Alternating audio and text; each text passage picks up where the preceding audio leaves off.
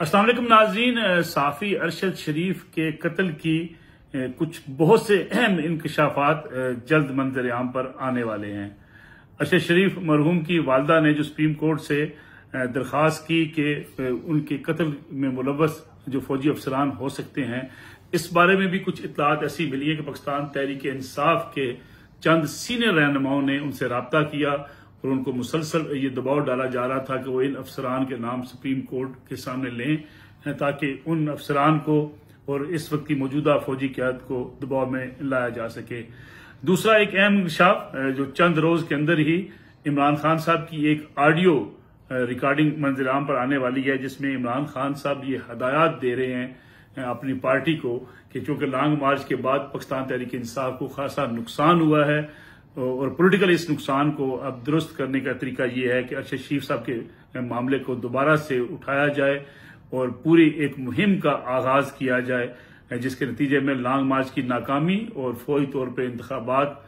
की जो तारीख हासिल न करने की वजह से पाकिस्तान तहरीक इंसाफ के कारकुनों में जो मायूसी पाई जाती है उसको ओवरकम किया जा सके।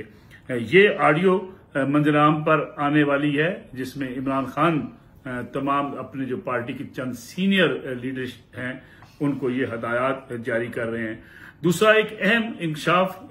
सामने आया है, जिसमें कीनिया हुकूमत से जो अरशद शरीफ शहीद का जो मोबाइल हासिल किया गया है, उस मोबाइल के डाटा के मुताबिक उसमें इमरान खान साहब के एक इंतहाई करीबी साथी, जिसके बारे में बताया जा रहा है कि उनकी करप्शन के हवाले से भी कुछ सबूत जो है वो उसके अंदर मौजूद है और अरशद शरीफ उन करप्शन के सबूत के बारे में भी बातचीत कर रहे हैं। उस डाटे में ये चीजें मौजूद हैं कि अरशद शरीफ के पास वो तकरीबन तमाम रिकॉर्ड मौजूद था, जिसमें इमरान खान साहब के करीबी साथी की करप्शन के बड़े संगीन इल्जामात और उनके हवाले से कुछ सबूत उनके पास थे। फैक्ट फाइंडिंग रिपोर्ट जो सामने आई उसमें भी जिस तरीके से देखा जा सकता है कि अरशद शरीफ के पास वैलिड वीजा था दुबई का भी 20 दिन का, और लेकिन वो कीनिया चले गए और कीनिया उन्हें क्यों भिजवाया गया, कौन इसमें सौलतकार बना, उस हवाले से भी जो 3-4 अफराद हैं उनके नाम मंजर आम पर आने वाले हैं कि जिन्होंने मुकम्मल तौर पर यह किरदार अदा किया। अगर इस पूरे केस को देखा जाए तो जिस तरीके से इसको पोलिटिसाइज किया जा रहा है, अब तक की कुछ रिपोर्ट्स के मुताबिक जो मुख्तलिफ इदारों ने हासिल की हैं उनके मुताबिक अरशद शरीफ जो है वो चूंकि पाकिस्तान वापस आना चाहते थे, वापस आ रहे थे, उन्हें 26 तारीख को पाकिस्तान आना था, जबकि 28 तारीख को एक मीडिया इंडस्ट्री के जो बड़े अहम मालिक हैं वो भी पाकिस्तान वापस पहुंच रहे थे। तो तकरीबन तमाम बातचीत जो है वो मुकम्मल हो चुकी थी। इस्टेब्लिशमेंट के साथ उनके राब्ते थे, सीनियर फौजी अफसरान के साथ भी उनके राब्ते थे और उन्हें कहा गया था कि वो पाकिस्तान आए, उनकी जान को कोई खतरा नहीं है। जो और उनकी जिंदगी के हवाले से जो थ्रेट जारी किया गया था पेशावर केपी की हुकूमत की तरफ से, उसमें भी कोई सदाकत नहीं, लिहाजा वो पाकिस्तान वापस आ जाएं, जिसके बाद अरशद शरीफ पाकिस्तान आने पर आमादा हुए थे। बहरहाल उस हवाले से भी अभी तक कोई तहकीकात नहीं की जा सकी। उस तरफ भी खासी पेशरफ्त हो रही है कि वो जो थ्रेट था अरशद शरीफ को लाइफ थ्रेट जो जारी किया गया था उसकी बेस क्या थी, उसके इंफॉर्मेशन कहां से ली गई, कौन लोग उसमें मुलव्वस हैं और वो थ्रेट जारी करने के फिर क्या क्या फायदे समेटे जा सके। फिर अरशद शरीफ पेशावर से बाहर गए, किसके कहने पर गए, क्यों उन्हें भिजवाया गया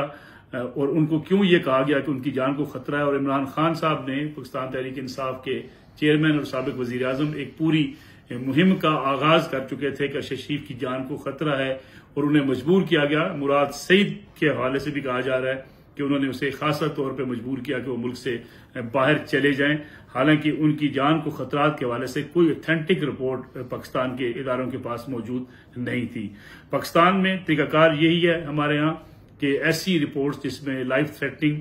या कोई वार्निंग हो तो उसको इंटेलिजेंस इदारे आपस में शेयर करते हैं, उसके बाद हतमी नतीजे पर पहुंचकर उसके ऐसी जो है अलर्ट को जारी किया जाता है। लेकिन अरशद शरीफ साहब को जारी होने वाली इस थ्रेट के अंदर कहीं भी किसी इदारे के साथ इसकी शेयरिंग नहीं की गई और ना ही किसी को इत्तला दी गई, ना ही इंटेलिजेंस शेयरिंग का कोई ऐसा इंतजाम किया गया। इस हवाले से भी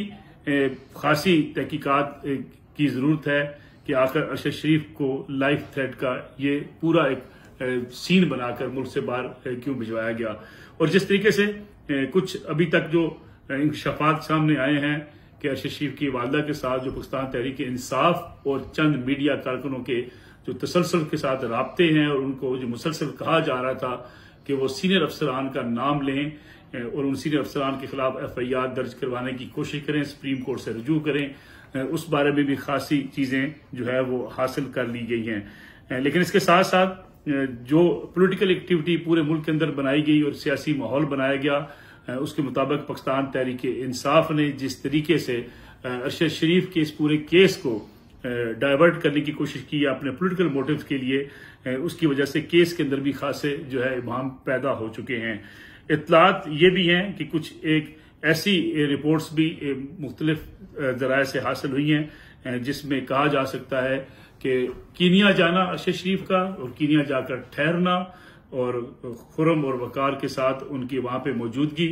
इस हवाले से भी जो फैक्ट फाइंडिंग रिपोर्ट है उसमें भी कहा गया है कि अरशद शरीफ को जिस तरीके से गोलियां लगी, अरशद शरीफ को जिस तरीके से बाद में पुलिस ने खोल इकट्ठे किए और जो तजादात हैं मुख्तलिफ बयानात के अंदर, फिर पोस्टमार्टम जो कीनिया के अंदर हुई और पाकिस्तान के अंदर हुई, उनके अंदर भी जो तजादात हैं उसको भी बेस बनाकर अब वसी तर एक तहकीकात का आगाज किया गया है, जिसके मुताबिक आइंदा चंद रोज में बड़े अहम इंकशाफात सामने आ सकते हैं और अरशद शरीफ साहब के कत्ल के हवाले से कुछ ऐसे अफराद के नाम सामने आ सकते हैं जिनका बराह रास्त इस मामले के अंदर जो मुलव्वस होना पाया जाता है। इसीलिए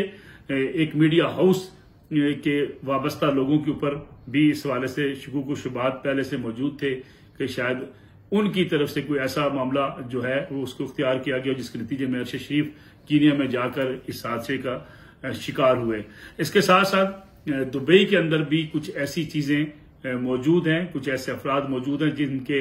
एक पाकिस्तान मुखालफ मुल्क के साथ राब्ते उनकी भी इतलात हासिल की गई हैं, जिसकी वजह से इस तरफ भी अब पेशरफ्त की जा रही है कि किसी तीसरे फरीक ने भी इसका फायदा उठाया और उसका बुनियादी मकसद यह था कि इस पूरे केस को पाकिस्तान के अंदर एस्टेब्लिशमेंट को और पोलिटिकल पार्टीज को आपस में लड़ाया जा सके और अपने मतलूबा मकासद हासिल किए जा सकें। लेकिन जिस तरीके से पाकिस्तान तहरीक इंसाफ इस पूरे मामले को लेकर चल रही है और उसके बाद अरशद शरीफ की वालदा की तरफ से जो कुछ बयान सामने आया और जो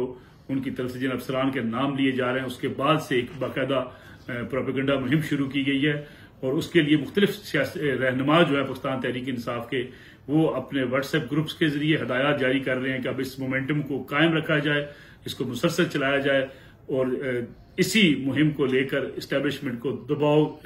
में डाला जाए ताकि मुल्क के अंदर आर्मी की लीडरशिप तब्दील हो चुकी है, नई क्यादत आ चुकी है और नए आर्मी चीफ के आने के बाद अगर इस दबाव को बढ़ाया जाता है तो पाकिस्तान तहरीक इंसाफ अपने मतलूबा मकासद जो सियासी मकासद है वो हासिल कर सकती है।